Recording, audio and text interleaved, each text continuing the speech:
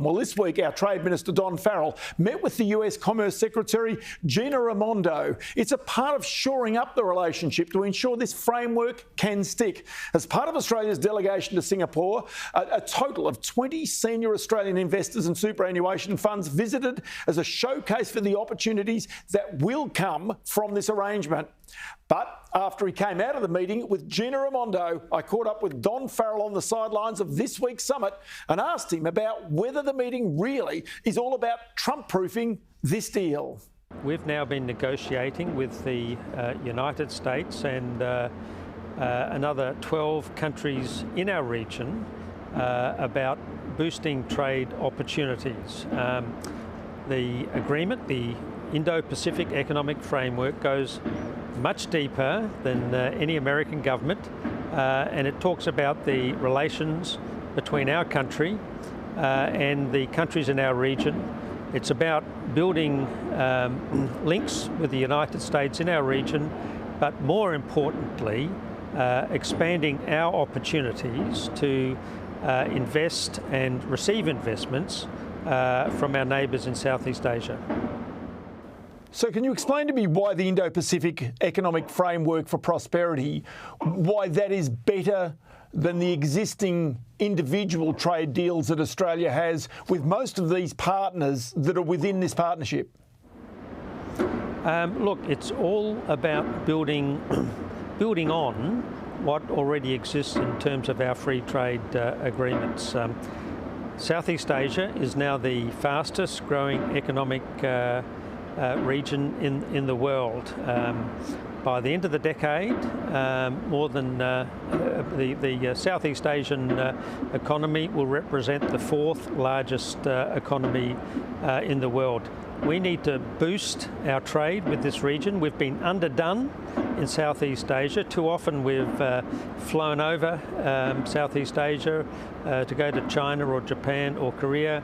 This is all about boosting our trade opportunities and our links.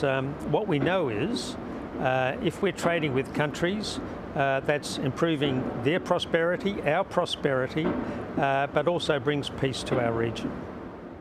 Does it really come home this week when you can see economic growth in Australia is barely travelling above 0% at the moment, that growth is slow, that we need to find other avenues, more avenues for growth in Australia?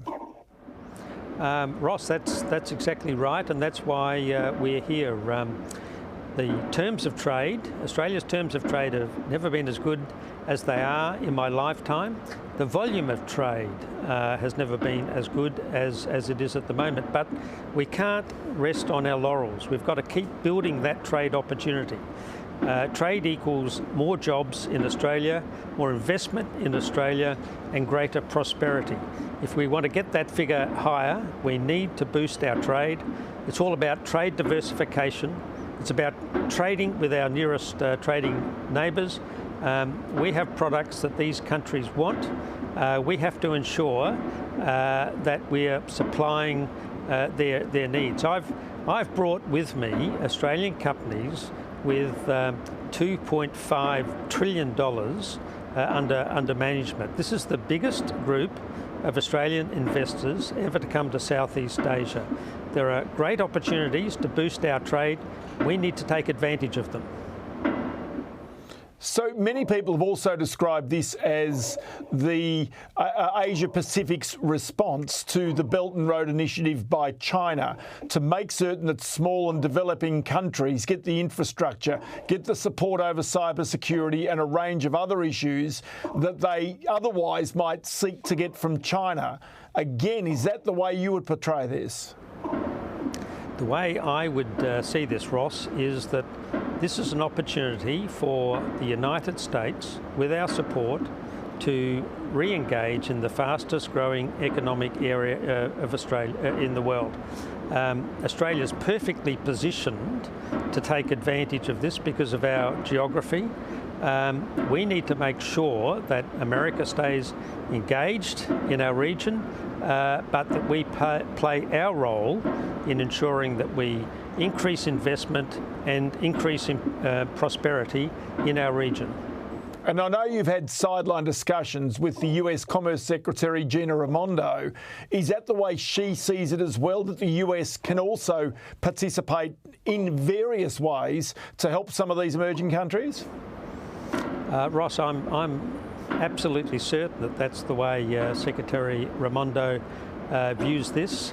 The Americans have been keen to push this agreement. It's taken less than 2 years to come to fruition. So normally these agreements take sometimes decades. Sometimes they never come to pass. But under Secretary Raimondo, she has pushed this issue, and this afternoon I'll be signing an agreement to a number of agreements that reflect the hard work that the Americans have put into this Indo-Pacific agreement. I mentioned cybersecurity earlier, and that clearly is of paramount importance to Australia and many of these other developing countries right now. And there is an ongoing threat quite clearly, but it also goes to counter-terrorism financing. It also goes to money laundering. So these are also part of the initiatives that are not strictly about trade. No, you're right, Ross. This is a broader structure to improve the way in which business is done in our region. We see this as a way of lifting standards right across the region, so that companies who invest in Southeast Asia can be assured that the proper rules and regulations apply. And I think it's a very positive step in our overall free trade ambitions. So just explain to me where Australia fits into this. Quite clearly, I know in terms of our resources, in terms of our food, that's always been important trade, if you like, aspects for Australia. What about the intellectual property, the education that we can bring to the table here? Are there other areas in which Australia will participate apart from pure trade? Yes, look, it is broader than pure trade. I met with my Vietnamese counterpart today. Nearly all of the officials I meet in Vietnam either were educated or have children currently studying in Australia, and they see opportunities for education. But it's not just about that. It's a whole approach. Australia has so much to offer this region.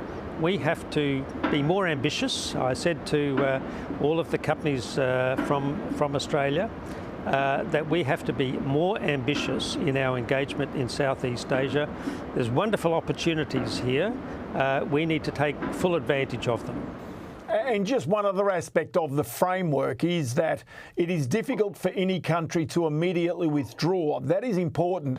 It requires 3 years' notice at least before any country will back down from this agreement once made.